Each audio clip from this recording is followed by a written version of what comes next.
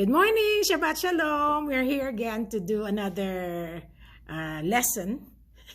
And hopefully it's exciting to you because it was like really exciting for me. So I'm going to be talking about the third day today. In Hebrew, it's called Yom Shlishi. Okay, so if you want to say that 3 times so that you will remember it. The third day, Yom Hashlishi. Again, Yom Hashlishi. The third day. So there are a lot of third day hyperlinks in the scripture. So on the third day, that is when Yahusha went to the wedding in Cana. Third day is also when Abraham was supposed to offer Isaac. Hezekiah was told to go to the temple of Yah when he was sick. Okay, so he was given 15 years. It was also the third day when Yahusha confronted the religious leaders and he told them, destroy this temple and I will raise it up in 3 days. So he's talking about his body. So third day also is when the people of Israel were told to go up the mountain to meet Yahweh, although they failed that opportunity because they did not want to go and meet with Yahweh, although the 70 elders, Aaron and his 2 sons and Moshe were able to go on the mountain and eat and drink with Yahweh.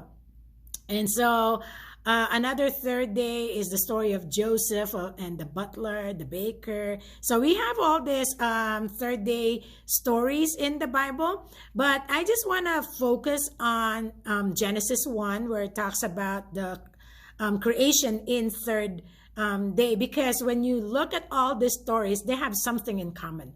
And Genesis 1 will tie it all together, and the story in Cana. Okay, so let's start with John 2:1, and this is the story when Yahusha went to the wedding. Okay, so this is in John 2, verse 1. And on the third day, there was a wedding in Cana of Canaan of Galilee. And by the way, I'm reading from the TS 2009 translation. That's why I have all these Hebrew translations. So they're using the Hebrew names. Okay, so in that translation, so if you hear me see Yahusha, Yahweh, that is how it's translated in this translation. Okay, so, and the mother of Yahusha was there, and both Yahusha and his taught ones were invited to the wedding. And when they were short of wine, the mother of Yahusha said to him, they have no wine. Yahusha said to her, woman, what is that to me and to you? My hour has not yet come. Now, when you say woman in their culture, that is not a sign of disrespect. Actually, the word woman is a word of endearment. It's kind of like when you say mama or mom. It's kind of like that. Woman is a word of endearment in their culture. Okay, so let's look at the word wedding. The word wedding is the Hebrew word hatuna. Hatuna. Okay, you're gonna learn, and most of the time when you listen to our studies, there's a lot of Hebrew words that I use. Okay, so because the Bible is a Hebrew book, right? So it's a Middle Eastern book, so it's just appropriate that we use those words because that's how they are called during that time, and that's the language that they use. Okay, so hatuna is wedding, but then the root word for hatuna, which is hatan, is not Satan. Hatan is the word bridegroom. So from that word wedding, see the word hatan, which is bridegroom, is already there. Right, so it is when it comes to the wedding of the bride and the lamb or the bridegroom, the focus is actually on the bridegroom. Although John saw the bride, but it's always the bridegroom that's our focus. Okay, because he's the one that we're waiting for. Okay, so then now we see that wedding story.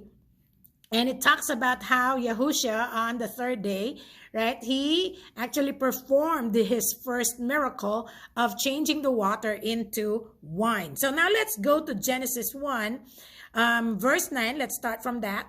And it says, and Elohim said, let the waters under the heavens be gathered together into one place, and let the dry land appear. And it came to be so. Verse 10, and Elohim called the dry land earth, and the collection of the waters he called seas. And Elohim saw that it was good. And Elohim, verse 11, let the earth bring forth grass, the plant that yields seed, and the fruit tree that yields fruit according to its kind, whose seed is in itself on the earth. And it came to be so. And the earth brought forth grass, the plant that yields seed according to its kind, and the tree that yields fruit, whose seed is in itself according to its kind. And Elohim saw that it was good. And there came to be evening, and there came to be morning, the third day. The third day of creation set up the world for humans to inhabit. So it's kind of like, you see how in the beginning God created all what's necessary for man to be able to live, to survive, to be nourished, to be protected. He created the heavens and the earth. So in the earth, on the third day, he separated the water and the land, right? So he called the water seas, and then he called the land earth. And in the earth, he made the grass, the herbs, the trees to grow. Okay, so let's look at these words. So first, he called the land, okay, so it's a dry land. The dry land appeared. The dry land in Hebrew is, or dry in Hebrew is yabasa. Not parang nabasa. Yabasa.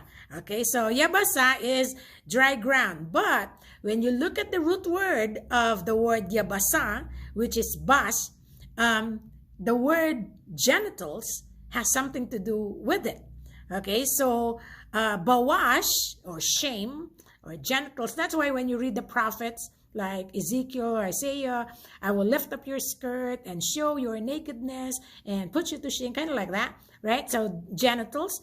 Okay, but put that in mind, and I'm not going into the perverted side, but I'm just trying to look at these words and to connect it to what is being pointed out by the Hebrew authors.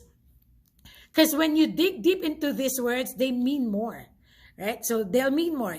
And just bear with me, okay? And don't go into the malicious part of the word, because in the beginning, there is no malice, right? There is no perversion. So, and this is what I'm trying to encapsulate in this study.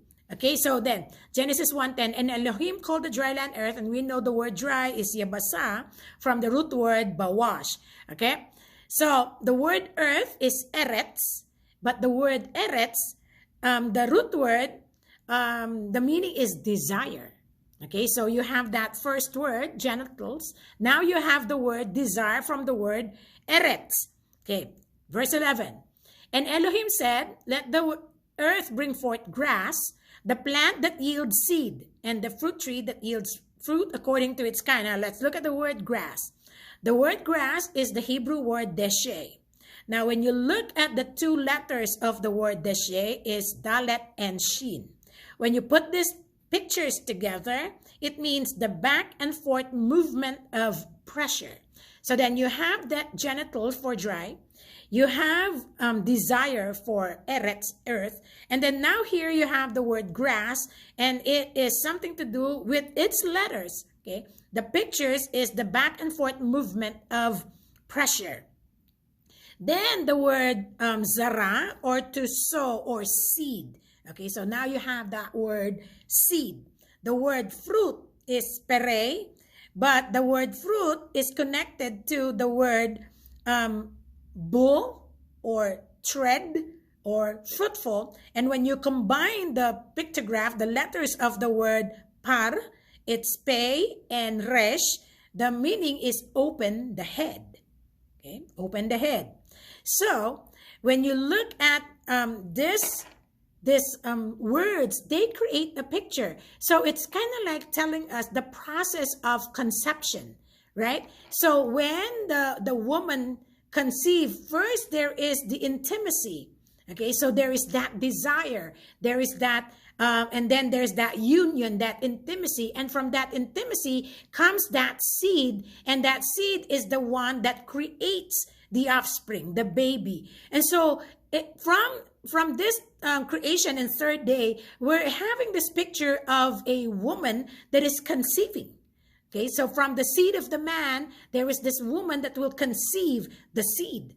Okay, so then when you go to the day 4 of creation, what was created in day 4? Day 4 is the creation of lights. So you have the sun, the moon, the stars. So when a baby comes out, what does it see? Isn't that cool? I'm telling you, it's not perversion, but it is that deep meaning when you look at the what words are connected to the words that we read on the surface. So we see this treasure that the third day is very important. It's very significant because it has something to do with life. Okay, so it is life that is brought forth into the light. So when it comes to the third day, and Yahushua was resurrected on the third day, 3 days and 3 nights, he would stay in the dark, in the belly of the earth, in the grave, and it's dark, right? But when he resurrected, light came. He is the light. He is life. And so the third day talks about that, right? It talks about resurrection, life. And that is what Yahushua wants to give us on the third day. And anytime that word third day ministers into your spirit, it is giving you the hope that you are going to live a life of power, a life of authority, a life that is full of light. And so I hope you enjoy our lesson. It's not very long, I know, but there is so much treasure on the third day phrase that we read from our Bibles. So I hope you enjoy your Shabbat today, and watch out because we're going to have another lesson after this, because I know I missed one Saturday. So we're gonna do 2. Okay, so that's good because we're gonna have another lesson. So Shabbat Shalom, everybody. Bye.